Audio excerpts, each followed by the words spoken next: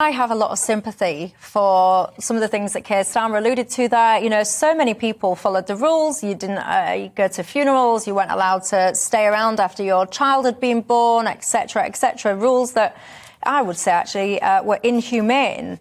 But made by Boris Johnson. Yeah. I mean, let's remember who made those rules. But be clear, though, what we're talking about here. The current event that he's been fined for, this is on the 19th of June, apparently 2020. On his birthday, up to 30 people gathered in the Cabinet Room at number 10 to present the Prime Minister with a birthday cake and sing happy birthday. Now, they're all at work. It's his birthday.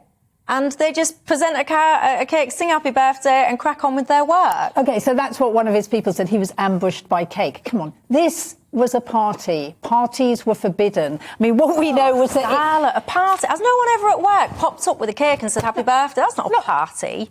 Well, actually, just because it's at work doesn't mean it's not a party.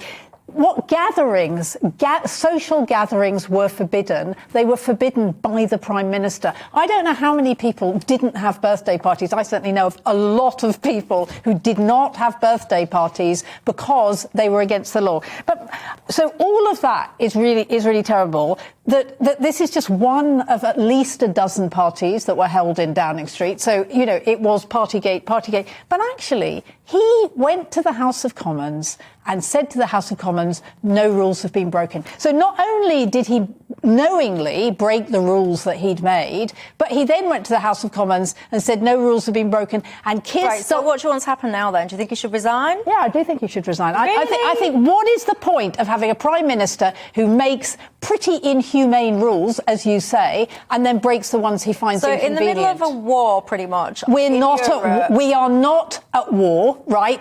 I said I didn't say we were. I said in the midst of a war pretty much in Europe, in the midst of a cost of living crisis, you want... there is certainly a cost of living crisis. Actually, the last Prime Minister who was made to step down by the Conservatives was just at the beginning of the Kuwait war, and it was Mrs Thatcher. And her supporters said, this is crazy, you can't let her go at the beginning of war. And it was a war that we were going to be involved in. So actually, what is going on in Ukraine? There is complete unanimity within the Cabinet and within Parliament about what we should do. Of course, this is crazy that suddenly, because we've got a war, Boris Johnson can behave just the way he wants. 57% of the people in a snap poll think he should go. Well, I mean, I'm not on my own here.